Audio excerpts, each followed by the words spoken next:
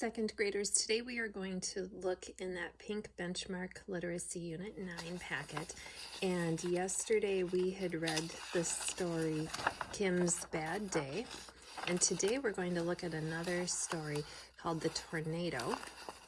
And this is a nonfiction story, but in this story we are still going to be looking for cause and effect. So I'm going to use some tools today. And I'm going to mark up my page with you so you can fill this in along with us, pause as you need to, or you can fill in the graphic organizer that is in your Google Classroom. First, let's read the story together just to get the understanding of what this is trying to tell us. The tornado. The family huddled together in the basement because they were waiting for the tornado to pass.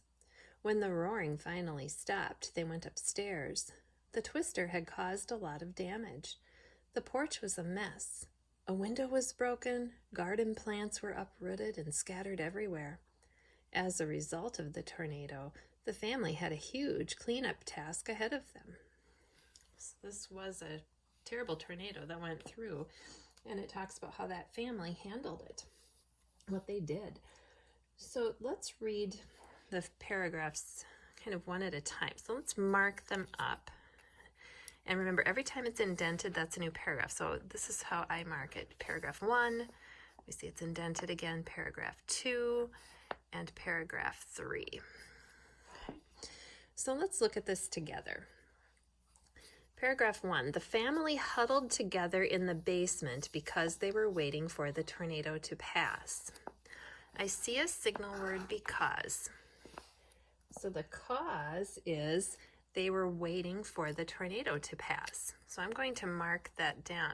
I'm going to underline it. They were waiting for the tornado to pass, and that is the cause.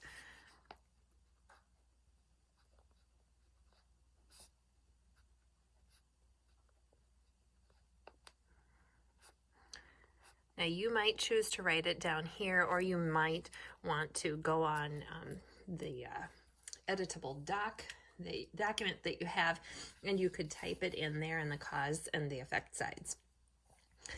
Effect, what did they do? Because they had to wait for that tornado, what did they do? They huddled together, the family huddled together in the basement.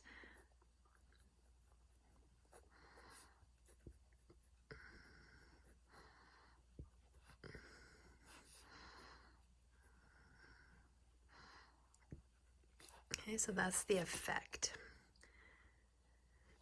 All right, now I'm not going to write each of these in, but I will code them with the green and the purple to help us identify which is the cause and which is the effect. So our cause will be green and the effect will be purple. Continue reading. When the roaring finally stopped, they went upstairs. Now it seems to me that that is a cause and effect, even though there's not a signal word.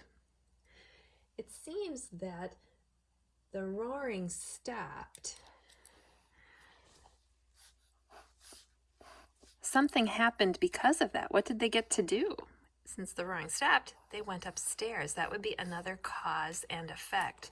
So the roaring stopped would be our cause. They went upstairs as the effect. So not always do we have a signal word, but when we do have a signal word, we need to pay special attention.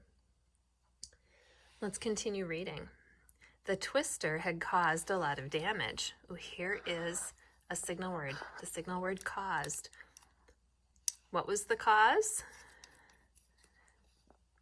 The twister came, and because of that, there was a lot of damage.